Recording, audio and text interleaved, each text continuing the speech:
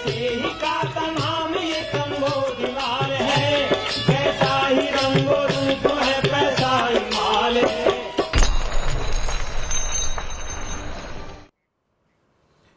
नमस्कार, मैं हूं शुभम शंकधर। आप देख रहे हैं मनी 9। समय हो गया है आपके favourite prime time show money central का। मेरे साथ स्टूडियो में खबरों के विश्लेषण के लिए मनी 9 के एडिटर अंशुमान तिवारी जी जुड़ गए हैं। सर, बहुत स्वागत है आपका। अंशुमान जी से चर्चा शुरू की जाए उससे पहले आप देखिए मनी सेंट्रल में आज खास क्या है, आज कौन सी खबरें हमारे शो का हिस्सा हैं जिन पर चर्चा होगी। शुरुआत होगी कोयला आयात की खबर से। देश में क्यों आई कोयला आयात की नौबत, फिर दौड़ा महंगाई का मीटर और एक नहीं कई जगह दौड़ा।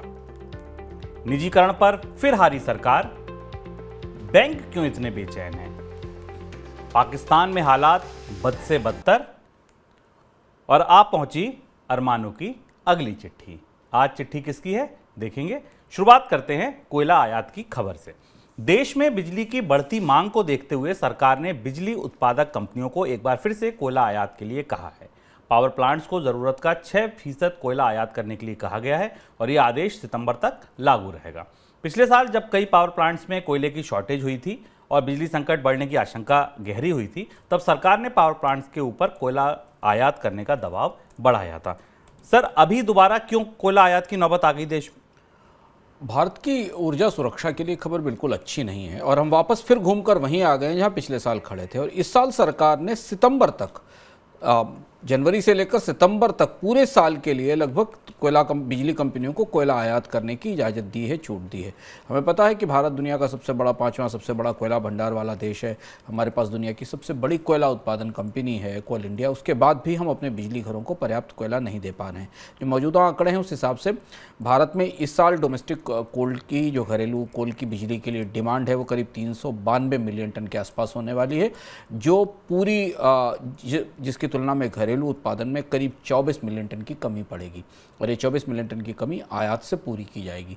यानी भारत की कोल इंडिया या भारत की कोयला उत्पादक कंपनी और कोयला उत्पादक नेटवर्क बिजली घरों को कोयले की आपूर्ति नहीं कर सकता। ये खबर इसलिए अच्छी नहीं है क्योंकि भारत ने पिछले साल भी रिकॉर्ड कोयला आयात किया था, इसके बाद भी कि भारत के पास कोयला खदानों की और कोयला उत्पादन की कमी नहीं है। और इस समय जबकि विदेशी मुद्रा भंडार पर गहरा दबाव है, अंतर्राष्ट्रीय बाजार में कोयले की कीमतें ऊंची हैं, भारत और उसके साथ चीन जैसे ही दुनिया के कोयला बाजार में कोयला आयात शुरू करते हैं, कोयले की कीमतें बढ़ जाती हैं। और इस साल फिर भारत के लिए ऊर्जा सुरक्षा की दृष्टि से कोयले से फिर साल शुरुआत होते ही नई चुनौती सामने आ गई है।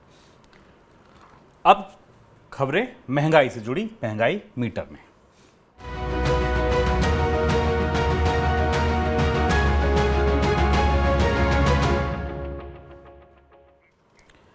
महंगाई कई दरवाजों से, खिड़कियों से आपका घर झांक रही है।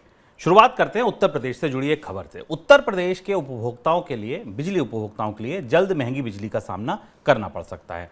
उत्तर प्रदेश पावर कॉरपोरेशन ने बिजली की दरों में बढ़ोतरी का प्रस्ताव दिया है। उत्तर प्रदेश विद्युत नियामक आयोग को यह प्रस्ताव सौंपा गया है और आयोग की तरफ से जल्द इस पर फैसला लिया जा सकता है। इससे पहले उत्तर प्रदेश में बिजली की दरें 2018-19 में बढ़ी थी। सर, बढ़ोतरी कहाँ, कितनी प्रस्तावित है?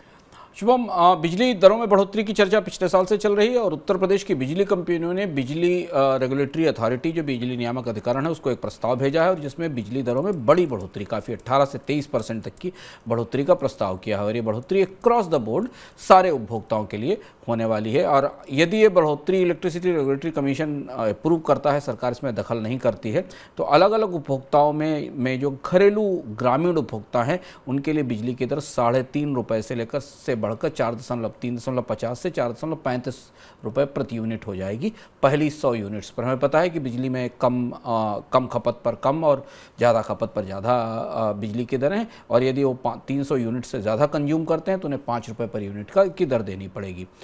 इसी तरह अगर अर्बन कंज्यूमर के लिए जो प्रस्ताव रेगुलेटरी कमीशन के पास गया है उसमें टैरिफ 6.5 रुपये से बढ़कर 8 रुपये पर यूनिट हो जाएगा। यानी जो शहरी उपभोक्ता हैं, डोमेस्टिक कंज्यूमर, जो शहरों में रहने वाले लोग हैं, उनके लिए 6.5 रुपये से 8 रुपये पर यूनिट हो जाएगा, जो 300 यूनिट से ज़्यादा बिजली की खपत करते हैं। इसके अलावा इंडस्ट्रियल टैरिफ में भी बढ़ोतरी की जो इंडस्ट्रियल सेक्टर है उसके लिए करीब 16% टैरिफ बढ़ाने की बात कही गई बिजली दरों की। कॉमर्शियल रेट्स 12% बढ़ाए जाएंगे और एग्रीकल्चर में भी जो ग्रामीण इलाकों में मिलने वाली बिजली है उसमें भी 10 से 12% की बढ़ोतरी का प्रस्ताव किया गया है।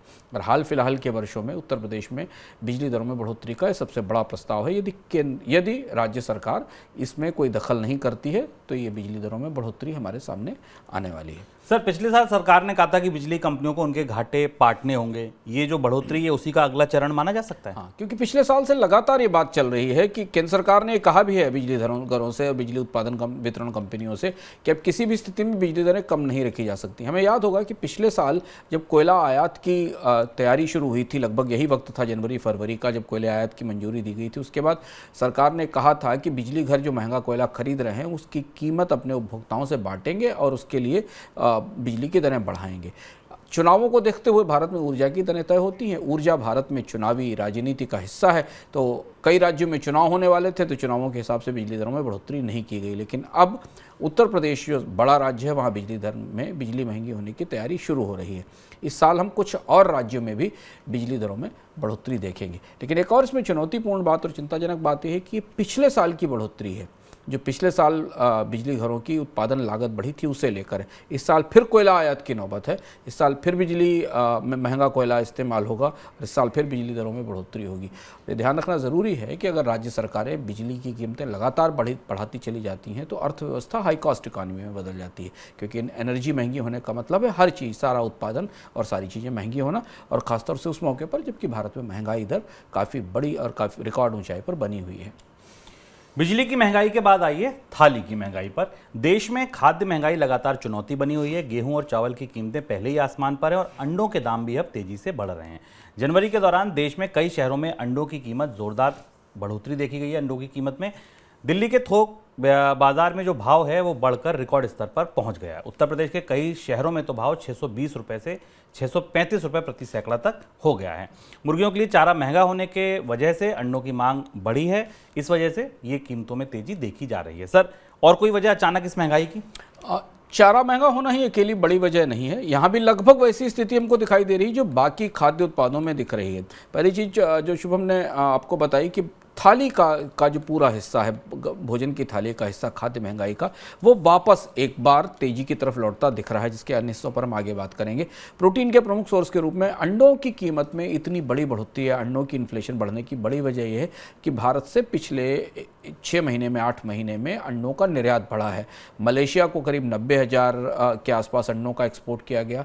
कतर को काफ़ी बड़े ऑर्डर मिले भारत के पोल्ट्री फार्म्स को, क्योंकि कतर में वर्ल्ड कप था और वहाँ अंडे की बड़ी मात्रा में आपूर्ति हुई। एपिडा और जो नेशनल एग कोऑर्डिनेशन कमीशन है, जो सरकारी संस्थाएं हैं, उनका मानना है कि मध्य पूर्व के देशों से और पूर्वी एशिया के देशों से पोल्ट्री उद्योग के लिए नए ऑर्डर आने वाले हैं और इन नए ऑर्डर्स के चलते बाजार में अंडों की आपूर्ति कम है और अंतर्राष्ट्रीय स्तर पर निर्यात ज़्यादा है और इसलिए सारे बाजारों में अंडों की कीमत भी बढ़ी है और अंडों की सप्लाई में भी, आपूर्ति में भी पर भी दबाव देखा जा रहा है। सर, गेहूं महंगे, आटा महंगा, चावल महंगे, खाद्य तेल महंगा, अंडा महंगा, दूध महंगा। आने वाले दिनों में खाद्य महंगाई की चुनौती और तेजी से बढ़ सकती है। खाद्य महंगाई एक बार फिर जो थोड़ा बहुत पीक आउट होती दिख रही थी वो फिर भड़क सकती है। हाँ, और ये बात रिजर्व बैंक गवर्नर ने अपनी आर्थिक समीक्षा के दौरान संकेतों में कही थी कि महंगाई को गया हुआ या गुजरा हुआ नहीं मान लेना चाहिए। और हम आज मनी सेंट्रल में आपको विस्तार से इस बात को बताएंगे भी कि क्यों महंगाई वापस लौट रही है, क्यों सारी कोशिशों के बाद वापस लौट रही है। और उसका पहला सबूत हमें भारत में दिखाई दे रहा है। गेहूँ की कीमतों में कोई कमी होती नहीं दिखाई दे रही। गेहूँ के कारण ब्रेड और बाकी सारी चीज़ों की कीमतें रिकॉर्ड ऊंचाई पर बनी हुई हैं। खाद्य तेल की कीमतों में दोबारा बढ़ोतरी हमने देखी। चावल की कीमतों में नई फसल आने के बाद भी हमें कोई गिरावट नहीं दिखाई दे रही। अंडे और इसके अलावा मसाले, स्पाइसेस और बाकी जो खाद्य की पूरी बास्केट है उसमें नई इन्फ्लेशन दिखाई दे रही। केवल कमी या बढ़ोतरी हमें जो तत्कालिक तौर पर दिखाई देती है वो सब्जियों के कारण दिखती है। और इसलिए जब पिछले महीने की महंगाई में कमी दिखाई दी थी तो हमने मनी सेंट्रल की चर्चा में आपसे बताया था कि प्योर कमी केवल सब्जियों की कीमत में कमी के कारण आई है, नहीं तो बाकी सारी चीज़ें खाद्य बास्केट की अभी महंगाई के दौर पर बनी हुई है। अब दिसंबर के बाद जो जनवरी के आंकड़े हमारे पास, दिसंबर के जो आंकड़े हमारे पास आएंगे, जिनसे हमें पता चलेगा कि खाद्य महंगाई की स्थिति क्या है। लेकिन बजट से ठीक पहले लगभग पूरी बास्केट फूड की एक बार फिर महंगाई का दबाव बना रही, जो रिजर्व बैंक के लिए चिंता का विषय होगी। एक और महंगाई का मीटर। स्टील की कीमतों में 8 महीने के बाद लगातार गिरावट देखने को मिली, 8 महीने, और उसके बाद एक बार फिर दाम बढ़ने लगे हैं। Benchmark hot rolled coil steel का भाव 57,000 रुपये प्रति टन हो गया है, जो दिसंबर में 54,000 के करीब था। सरकार ने हाल ही में स्टील निर्यात पर लगे टैक्स को हटाया है, जिसका असर स्टील की कीमतों पर देखने को मिल रहा है। स्टील के अलावा कॉपर की कीमतें भी तेजी से बढ़ रही हैं। लंदन मेटल स्टॉक एक्सचेंज पर कॉपर का भाव 6 महीने के ऊपरी स्तर पर पहुंच गया है। सर, बेस मेटल में ये इन्फ्लेशन अचानक क्यों भड़कने लगी? यही सबसे बड़ी गुत्थी है शुभम, जो अंतर्राष्ट्रीय स्तर पर महंगाई से लड़ाई की पूरी चुनौती को और ज़्यादा कठिन कर रही और ज़्यादा कस रही है। जनवरी के मध्य तक हम सारी प्रमुख बेस मेटल्स में, सारी प्रमुख धातुओं में तेजी का दौर लौटते हुए देख रहे हैं। जैसे स्टील की कीमतें भारत में लंबे समय के बाद, लगभग 1 साल के बाद 3 से 5% तक बढ़ी। 54 से 57 हज़ार रुपये पर टन की हॉट रोल्ड कॉइल्स की कीमत बढ़ी। कोल्ड रोल्ड प्राइस की कीमतों में भी कोई बड़ी कमी नहीं दिखाई दी है।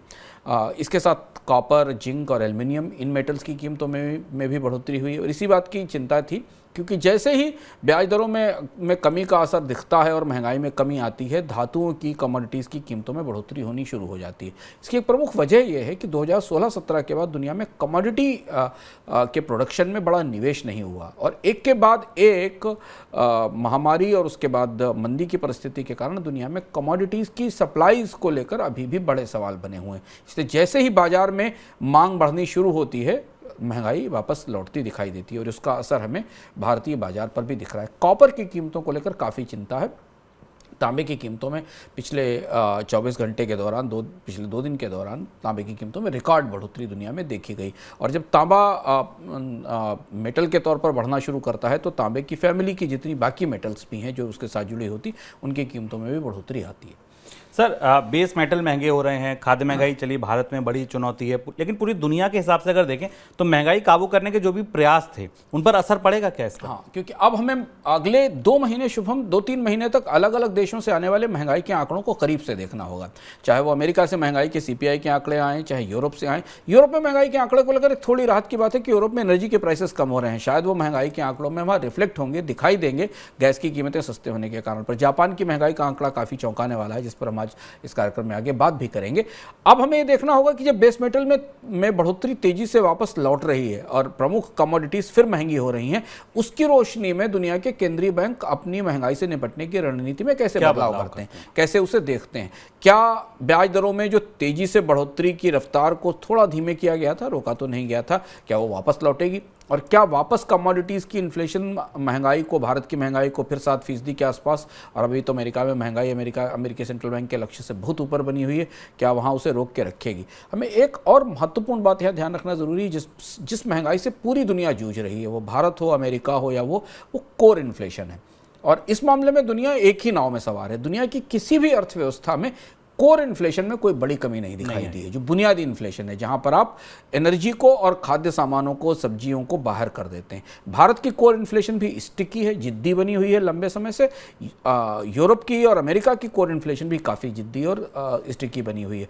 और वहां कमी तब आएगी जब हम कमोडिटीज़ की कीमतों में एक लंबी गिरावट देखेंगे, एक लंबा साइकिल देखेंगे। ये साइकिल में धातुओं की कीमतों में कमी आएगी, फिर उन कीमतों का असर कंपनीज के उत्पादन पर पड़ेगा और फैक्ट्री आउटपुट सस्ता होगा, और उसके बाद कंपनियां अपने उत्पादों की कीमतों में कमी करेंगी, तब जाकर वो रिफ्लेक्ट होगा।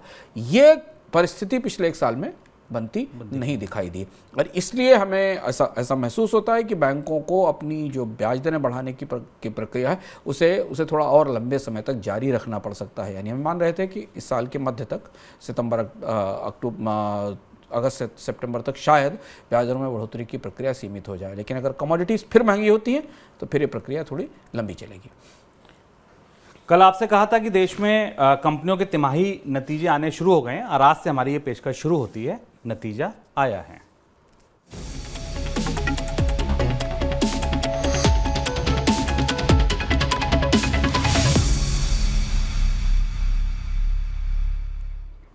नतीजों के मौसम का फीता काटा है देश की दिग्गज आईटी कंपनी टीसीएस ने। देश की सबसे बड़ी आईटी कंपनी टीसीएस की तरफ से सोमवार को दिसंबर तिमाही के नतीजे जारी किए गए। दिसंबर तिमाही में कंपनी के मुनाफे को लेकर जो अनुमान था उसके मुकाबले मुनाफा कम रहा है। दिसंबर तिमाही में कंपनी को कुल मुनाफा हुआ 10,846 करोड़ रुपए का, जबकि अनुमान ये था कि 11,000 करोड़ रुपए की कमाई होगी। कंपनी के काम करने वाले जो कर्मचारी थे कंपनी में, उसमें संख्या में कमी देखने को मिली है। दिसंबर तिमाही के दौरान कंपनी में कुल कर्मचारियों का आंकड़ा करीब 6,14,000 दर्ज किया गया, जो सितंबर तिमाही के मुकाबले 2197 कम है। यानी कि इस दौरान 2197 लोग या तो नौकरी से निकाल दिए गए या उन्होंने रिजाइन देकर नौकरी छोड़ दी। सर, टीसीएस के नतीजे और क्या बता रहे हैं, क्या संकेत दे रहे हैं? टीसीएस के नतीजों में नतीजे भारत की पूरी आईटी इंडस्ट्री और उसके साथ खासतौर से इस कंपनी को लेकर जिस तरीके के का संकेत बाजार को दे रहे हैं, बाजार ने उससे में आज अपने रुख में स्पष्ट कर दिया। हालांकि अगर आप गिलास को आधा भरा देखना चाहें टीसीएस के लिए, तो टीसीएस के रिजल्ट्स में ये दिखाई देता है कि ओवरऑल जो कंसेंसस थी बाजार में कि जो रेवेन्यू है वो कंसेंसस के हिसाब से जो संभावना थी उसके हिसाब से बेहतर है। कंपनी के ऑपरेटिंग मार्जिन्स भी बेहतर स्थिति में है, ईपीएस भी करीब करीब 2% बढ़ी है। लेकिन इन सारी चीज़ों की रोशनी में इसके पीछे जो भविष्य की गाइडेंस है वो काफ़ी नेगेटिव और काफ़ी नकारात्मक है, और इसलिए आज हमने देखा कि टीसीएस के स्टॉक में गिरावट आई। बाजार में रिजल्ट आने के बाद टीसीएस का स्टॉक करीब 1 से 1.25% के आसपास नीचे गिरकर ट्रेड कर रहा था। जो टीसीएस के नतीजों के भीतर से दो महत्वपूर्ण चीज़ें निकलती हैं। एक तो छटनी की बात जो शुभम ने आपको बताई कि टीसीएस ने बड़े पैमाने पर छटनी दी। टीसीएस ने अपने रेवेन्यूज़ के संदर्भ में ये गाइडेंस दिया है कि जो यूरोप और अमेरिका के क्लाइंट्स हैं, जहां से उसके रेवेन्यूज़ का बड़ा हिस्सा आता है, राजस्व का बड़ा हिस्सा आता है, वहां से टीसीएस को अगले साल बड़ी मांग आने की उम्मीद नहीं है। पूरा यूरोप और अमेरिका का बाजार मंदी की आशंका से प्रभावित है, और इसलिए जो नतीजे टीसीएस के तीसरी तिमाही में दिखे हैं, शायद चौथी तिमाही में वैसे नतीजे नहीं दिखाई देंगे। एक ये गाइडेंस था, और इस गाइडेंस की वजह से टीसीएस का स्टॉक आज तेजड़ियों के बजाय मंदड़ियों की पसंद बनकर हमारे सामने आया।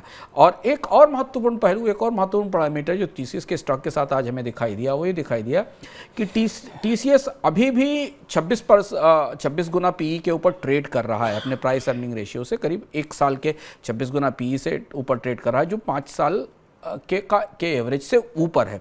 और इसलिए आज जैसे ही टीसीएस के नतीजों के बाद भविष्य का गाइडेंस थोड़ा चिंताजनक, थोड़ा निराशाजनक आया, हमने देखा है कि टीसीएस के स्टॉक में बिकवाली आई और टीसीएस के शेयर में गिरावट हुई। टीसीएस को बेलवेदर माना जाता है। टीसीएस की अर्निंग्स और भविष्य के गाइडेंस का असर हमें आईटी सेक्टर के बाकी स्टॉक्स पर भी दिखाई देगा, जिनके नतीजे अभी आगे आने वाले समय में आएंगे। हमें यह भी ध्यान रखना जरूरी है कि टेक्नोलॉजी सेक्टर ने पिछले साल निवेशकों को बहुत रुलाया है। निवेशकों का बड़ा नुकसान टेक्नोलॉजी स्टॉक्स में पिछले पूरे साल हुआ है। विदेशी निवेशकों ने भी पिछले साल की सबसे बड़ी बिकवाली भारतीय शेयर बाजार में टेक्नोलॉजी स्टॉक्स में ही की थी, और अमेरिका में भी टेक्नोलॉजी स्टॉक्स में बड़ा मेल्टडाउन हुआ है। अभी फिलहाल टीसीएस इस परिस्थिति से उबरने के कोई संकेत अपने नतीजों में, तिमाही नतीजों में नहीं दे रही है। अब खबर बजट से जुड़ी।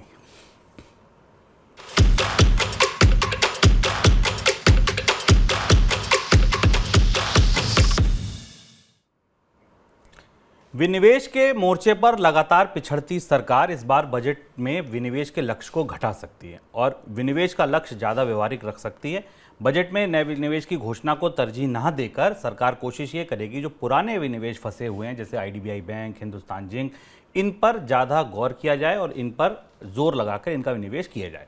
बजट में विनिवेश का लक्ष्य 50,000 करोड़ रुपए के आसपास रह सकता है। विनिवेश 2022-23 के लिए 65,000 करोड़ का लक्ष्य था, जिसमें से अभी तक कुल 31,000 करोड़ ही हो पाया है। बजट आने में अब कुछ ही दिन बाकी हैं। पिछले साल 1,75,000 करोड़ रुपए का विनिवेश का लक्ष्य रखा गया था और सिर्फ 13,500 करोड़ रुपए ही मिल पाए थे। हाल ऐसा ही 21-22 में भी था, तब 2,10,000 करोड़ का विनिवेश लक्ष्य रखा गया था और हाथ में आए थे 32,845 करोड़। तो सरकार ने सोचा कि बड़े बड़े लक्ष्य रख के बाद में किरकिरी कराने से अच्छा है लक्ष्य ही छोटे रखे जाएं। सर, सवाल ये कि विनिवेश के लक्ष्य पूरे होते क्यों नहीं है? जो लगातार तीसरे साल सरकार की निजीकरण की सरकारी कंपनियों को बेचने की मुहिम आधेम हो गिरी है, और इसे समझना बहुत गंभीरता से ज़रूरी है, क्योंकि इसके बड़े व्यापक असर हैं। अगर आप शेयर बाजारों के नज़रिए से देखें तो शायद शेयर बाजारों ने 2019, 20, 21 में अपना सर्वश्रेष्ठ समय देखा। कितनी कंपनियां, कितने IPO बाजार से पैसा जुटाकर निकल गए। जब बेस्ट मौसम था तब सरकार अपनी कंपनियां बेच नहीं पाई। उसकी दो बड़ी वजह हैं। एक तो सरकारी नौकरशाही कंपनियों को बेचने के लिए उतनी प्रोएक्टिव या उतनी सक्रिय नहीं है। दूसरी चीज़ ये कि सरकारें बहुत लंबे समय तक कंपनियों को बेचने की, विनिवेश की प्रक्रिया में उलझी रहती हैं। पिछला पूरा साल आप ध्यान से देखिए, LIC का थोड़ा सा डाइवेस्टमेंट किसी तरह से खींचतान कर स्टॉक मार्केट में किया गया। उसके बाद ये हुआ कि LIC का एक और विनिवेश होगा, नहीं हुआ। IDBI बैंक को बेचना था, नहीं बिका। BPCL पूरे 2 साल 3 साल से घूमता रहा कि BPCL का इसकी स्ट्रेटेजिक सेल होगी, जो भारत की पेट्रोलियम कंपनी है बाजार की। अंततः सरकार ने उसे वापस ले लिया कि BPCL की बिक्री नहीं होगी। IDBI बैंक आपके सामने है जो अब अगले साल तक जाएगा। सरकार जिन क्षेत्रों में कंपनियां बेचना चाहती है वहां ग्राहक नहीं मिल रहे हैं, और जिन कंपनियों को बेचने की कोशिश जिसे उन्हें बेचने की कोशिश करनी चाहिए, उनमें सरकार अपना एकाधिकार बनाए रखना चाहती है। अगर आप पूरी तस्वीर निजीकरण के देखें इसके साथ मिलाकर एसेट मोनेटाइजेशन की, तो आपको निराशाजनक, पूरी तरह से निवेश की तस्वीर निराशाजनक लगेगी। और इसलिए शायद अगले साल इस लक्ष्य में कमी की बात की जा रही है। 50,000 करोड़ के आसपास का लक्ष्य रखा जाएगा, और जो उसी रिकॉर्ड के जैसा है जैसा कि विनिवेश में पिछले 5-6 साल का रिकॉर्ड रहा है। सर, अगर लक्ष्य घटा, जैसा आप कह रहे हैं कि औंधे मुंह गिरी है, अब सरकार मान लीजिए कम रख रही है लक्ष्य, संसाधन कहाँ से आएंगे? बजट की गणित को करीब से देखना होगा। अगले साल सरकार को राजकोषीय घाटे को नियंत्रण में रखकर ही आगे बढ़ना होगा, जिसके संकेत दिए जा रहे हैं, क्योंकि पिछले 2 साल सरकार का राजकोषीय घाटा और खर्च दबाव में रहा था। लेकिन अगर सरकारी कंपनियों के विनिवेश से राजस्व से नहीं आएगा, एसेट मोनेटाइजेशन बिल्कुल नहीं हो पाएगा, तो सरकार को या तो ज़्यादा कर्ज लेने पड़ेंगे, घाटे बढ़ाने पड़ेंगे, और जिसका असर हमें सरकार के बजट पर दिखाई देगा, या फिर हमें टैक्स लगाने के नए रास्तों की तरफ देखना पड़ेगा। और इस पर शायद सरकार इंपोर्ट ड्यूटीज़ बढ़ाने की संभावना इसलिए भी बढ़ रही है बजट में, क्योंकि ये जो विनिवेश से होने वाला घाटा है, या जो नॉन टैक्स रेवेन्यू है, क्योंकि विनिवेश को गैर टैक्स रेवेन्यू के हिस्से में डाला जाता है, सरकारी कंपनियों के निजीकरण को उसमें सफलता मिलने की उम्मीद नहीं है। पर उसके साथ दूसरी बड़ी और महत्वपूर्ण बात शुभम ये कि केवल सरकार के लिए राजस्व लाने का ही विषय नहीं, भारत के पूरे पब्लिक सेक्टर को मॉडर्नाइज करने का, उसे रिस्ट्रक्चर करने का, उसे बेहतर करने की कोशिशें सरकारें सफल नहीं हो पा रही हैं। और इसमें सरकारों की राजनीतिक ताकत, नेतृत्व की राजनीतिक ताकत, बहुमत, ये सब सारी चीज़ें होने के बाद भी कहीं ना कहीं कुछ सिस्टम में इस तरीके का है जो सारे फैसलों के बाद उसे रोक देता है। अगर आप ध्यान से देखें तो पिछले 3-4 साल का जो सबसे बड़ा अनाउंसमेंट था इस सरकार का, वो प्राइवेटाइजेशन ही था, एसेट मोनेटाइजेशन ही था। इससे बड़ी पाइपलाइन, इससे बड़ा विनिवेश, 4 बैंकों का निजीकरण कर दिया जाएगा, बीमा कंपनियों का निजीकरण कर दिया जाए। जितनी घोषणाएं आप निजीकरण के संदर्भ में सोच सकते थे, वो सारी घोषणाएं पिछले 3 साल में, 4 साल में हुई हैं, लेकिन नतीजा उनका हमारे सामने जो है वो सिफर है। अब दिन की सबसे बड़ी खबर,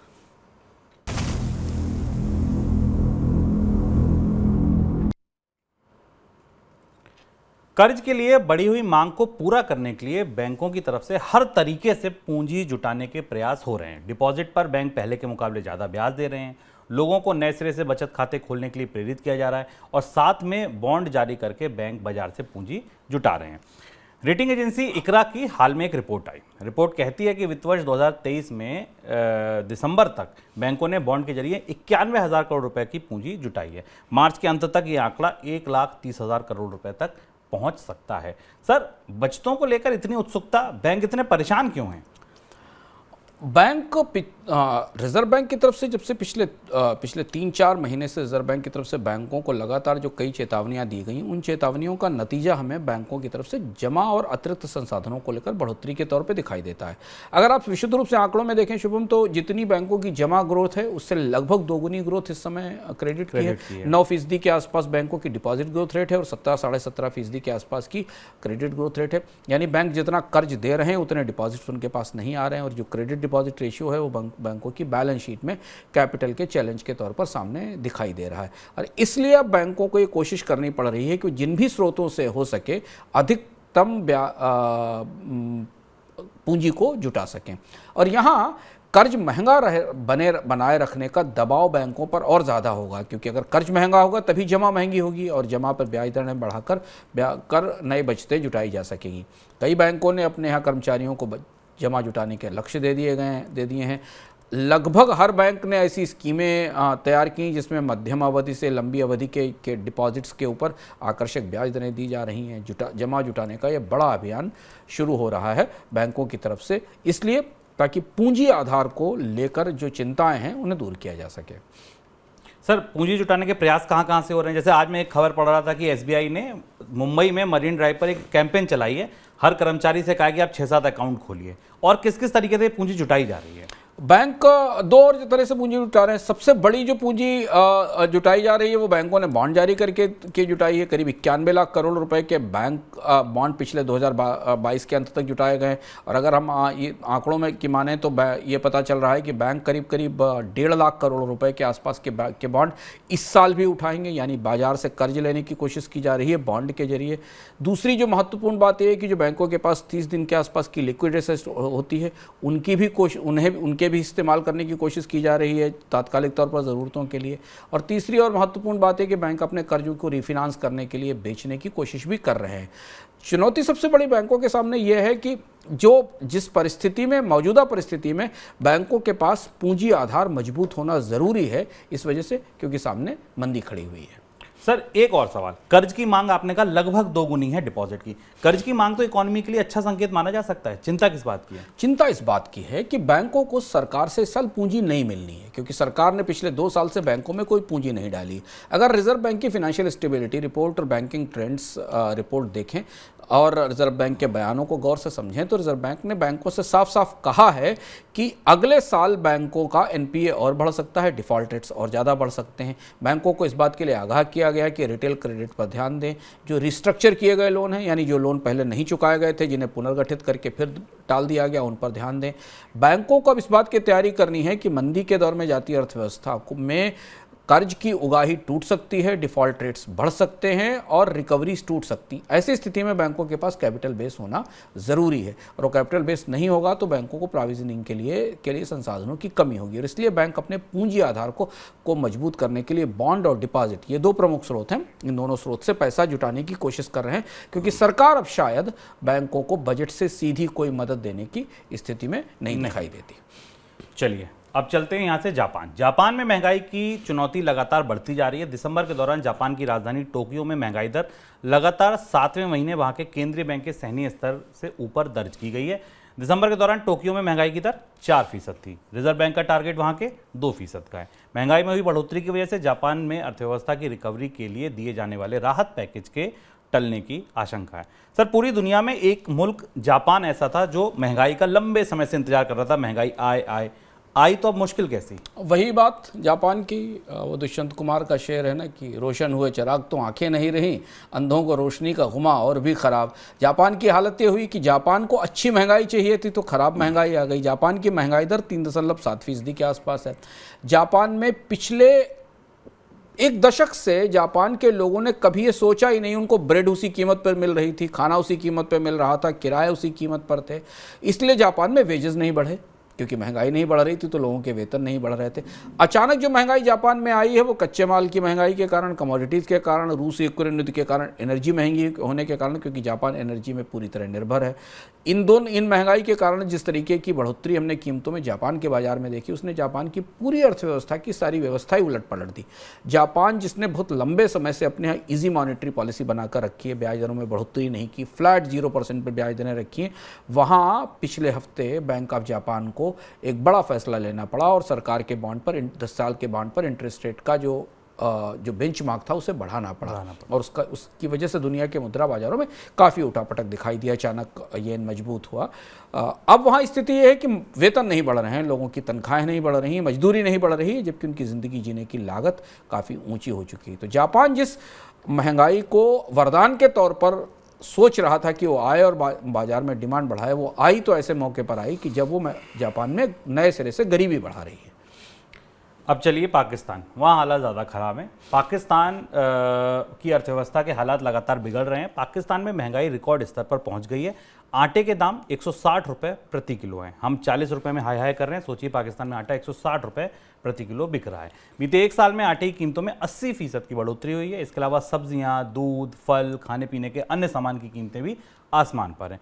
5 जनवरी को खत्म हफ्ते के दौरान पाकिस्तान में खाद्य महंगाई 31% की बढ़ोतरी हुई है और उसमें भी चिकन की कीमतों में 82% से ज़्यादा का इजाफा हुआ है। अंडे के दाम 50% तक बढ़े हैं। सर, पाकिस्तान को फिर एक बेल आउट की ज़रूरत है? पाकिस्तान की मौजूदा समस्या उसकी वित्तीय संकट से निकली है, क्योंकि बहुत सारी ऐसी चीज़ें जो पाकिस्तान अपने यहाँ खपत के लिए इस्तेमाल करता है, उनके आयात पर सख्ती हो गई, क्योंकि पाकिस्तान के पास डॉलर नहीं है, विदेशी मुद्रा भंडार सीमित है, और इसलिए जो इम्पोर्टेड फूड प्रोडक्ट्स हैं और बाकी सामान हैं उनकी कीमतें बढ़ने के कारण बाजार में किल्लत हो गई है। पाकिस्तान में अब आटा बांटा जा रहा है लोगों को, और उसके लिए जगह जगह तमाम तरीके के टकराव और समस्याएँ आ रही हैं। पाकिस्तान की चुनौती ये है कि पाकिस्तान को अभी की परिस्थिति में एक और बेल आउट की ज़रूरत पड़ेगी। जिनेवा, पाकिस्तान की सरकार जिनेवा में एक बैठक भी कर रही है आईएमएफ के साथ, जहां वो आईएमएफ से एक और बेल आउट पैकेज देने की कोशिश करेगी, खासतौर से जो बाढ़ के कारण पाकिस्तान में हाल में जो बाढ़ आई थी जिसमें करीब 1700 लोग मारे गए थे, उस बाढ़ के असर को और उससे हुए नुकसान की भरपाई के लिए आईएमएफ से मदद लेने की कोशिश करेगी। पाकिस्तान की सबसे बड़ी चुनौती डॉलर्स की शॉर्टेज है। ऐसा कहा जा रहा है कि पाकिस्तान के लोगों ने प्रॉपर्टी के बजाय डॉलर में इन्वेस्टमेंट करना शुरू कर दिया है, लोगों ने डॉलर खरीदना शुरू कर दिया है। पाकिस्तान का विदेशी मुद्रा भंडार सीमित है, इसलिए पाकिस्तान को दोनों चीज़ें, एनर्जी और फूड, दोनों की कीमतें बढ़ानी पड़ी हैं। वहाँ गैस की और पेट्रोल की कीमतें भी काफ़ी तेज़ी से बढ़ी हैं, क्योंकि ये आईएमएफ की शर्त थी कि पाकिस्तान को अपनी एनर्जी सब्सिडीज़, ऊर्जा सब्सिडीज़ कम करनी पड़ेंगी, और दूसरी तरफ डॉलर की कमी के कारण खाद्य सामानों का आयात रुक गया है। तो दोनों ही स्थितियों में पाकिस्तान की अर्थव्यवस्था और पाकिस्तान के लोगों के लिए बड़ा मुश्किल समय है। अब मनी सेंट्रल झटपट का समय।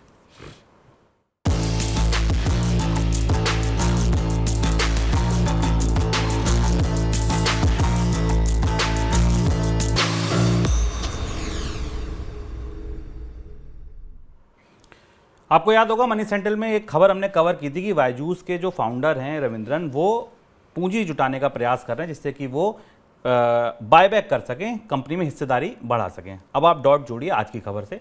एजुकेशन टेक्नोलॉजी कंपनी बायजूस के शुरुआती निवेशक कंपनी से अपनी हिस्सेदारी बेचने के बारे में सोच रहे हैं। रिपोर्ट की माने तो कंपनी के निवेशक लाइट स्पीड इन्वेस्टमेंट पार्टनर्स और चैन जकरबर्ग ऐसे खरीदार ढूंढ रहे हैं जो बायजूस में उनकी आधी या पूरी हिस्सेदारी खरीद सकें। निवेशक कंपनी में हुई पिछली फंडिंग डील के आधार पर हुई वैल्यूएशन में अपने हिस्से को 25 से 30% डिस्काउंट पर भी बेचने को तैयार हैं। सरल भाषा में समझा दूं, 100 रुपए की वैल्यूएशन हो रही थी तो वो कह रहे हैं कि 75 में भी अगर कोई खरीदे तो खरीद ले।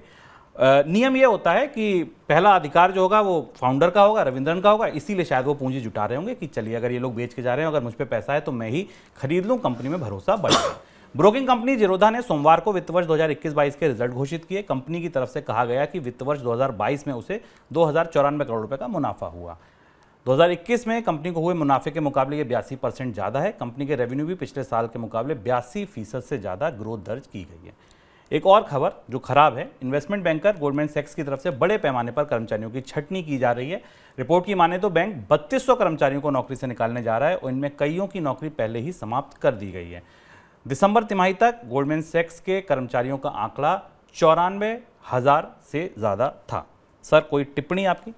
बायजूस में की चुनौतियां बढ़ रही हैं। बायजूस के जो अर्ली इन्वेस्टर हैं उन्होंने इन्वेस्टमेंट बैंक से अपनी हिस्सेदारी बेचने के लिए ग्राहक तलाशने की बात शुरू कर दी है, जिसको हम एक किस्म का सॉफ्ट मैंडेट कहते हैं स्टार्टअप की भाषा में। और ये बैंकर बायजूस में जो शुरुआती हिस्सेदारी है उसे बेचने की तैयारी करेंगे। जीरोधा का नतीजा चर्चा के लिए सबसे महत्वपूर्ण है। जीरोधा स्टार्टअप की तमाम नकारात्मक खबरें, नुकसान और जॉब कट्स के बीच में जीरोधा ब्रोकिंग एक ऐसी कंपनी है जिसका नेट प्रॉफिट 2021-22 में 2 गुना हो गया है। यानी पिछले 2 साल के दौरान जो स्टॉक मार्केट में निवेश हुआ, लोगों ने ऑनलाइन ट्रेडिंग की, ऑनलाइन निवेश किया, उसका एक बड़ा फ़ायदा जीरोधा को मिला है। और जीरोधा एक ऐसे स्टार्टअप के तौर पर उभरा है जिसने नई एज की टेक्नोलॉजी का इस्तेमाल करते हुए लोगों को निवेश के अवसर उपलब्ध कराए हैं। चलिए, इसी के साथ मनी 9 के स्टूडियो में आ पहुंची अरमानों की अगली चिट्ठी। आज की चिट्ठी एमएसएमई उद्योगपति की चिट्ठी है। क्या है उनके अरमान वित्त मंत्री से, आप ही सुन लीजिए। डाकिया आया, डाकिया आया।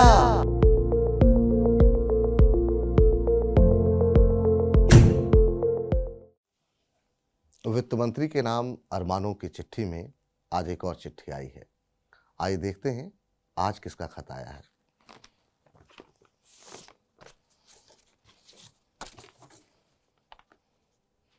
आदरणीय वित्त मंत्री जी, नमस्कार। मैं देव कुमार गाजियाबाद का रहने वाला हूँ। ट्रॉनिका सिटी में मेरी थैले बैग बनाने की एक फैक्ट्री है। अभी फायर विभाग के बाहर कुर्सी पर बैठा हूँ। अधिकारी से बेइज्जत होकर निकला हूं। फाइल लेकर इंतजार करने को कहा गया है। जब तक साहब लंच से फारिग होंगे, मैंने सोचा आपको चिट्ठी लिख दूं। वित्त मंत्री जी, सामान्य दिनों में 2 बजे मेरी फैक्ट्री में हम सारे अधिकारी कर्मचारी साथ खाना खाते हैं, लेकिन आज मुझे फायर विभाग से सीधे श्रम विभाग जाना है। एक अर्जी लंबे समय से दफ्तर की मेज पर है। हमारे लिए ये नई बात नहीं है। महीने के आधे दिन ऐसे ही सरकारी दफ्तरों के चक्कर काटने में गुजर जाते हैं। कभी ईपीएफओ तो कभी पॉल्यूशन, कभी ईएसआईसी तो कभी फायर। 30 से ज़्यादा ऐसे डिपार्टमेंट हैं जहां हमारी हाजिरी लगती है।